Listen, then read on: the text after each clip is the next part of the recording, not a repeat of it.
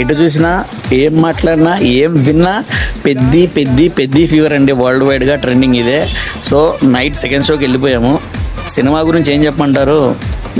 ఒక ఊరి అంటే వాళ్ళ ఊరికి పేరు కూడా ఉండదు, ఊరు గుర్తింపు కోసం, ఐడెంటిఫై కోసం తను ఎంత కష్టపడి ఆడలేదండి, పోరాడాడు రామ్ చరణ్. ఆయన పర్ఫార్మెన్సు, రామ్ చరణ్ అన్న పర్ఫార్మెన్సు ఇది పీక్ అండి. ఇంకా పీక్స్ చిరంజీవి గారిని ఎప్పుడో దాటేశారు. ఇలాంటి పర్ఫార్మెన్స్కి నేషనల్ అవార్డు రాకపోతే అది మన దురదృష్టం అనుకోవాలి.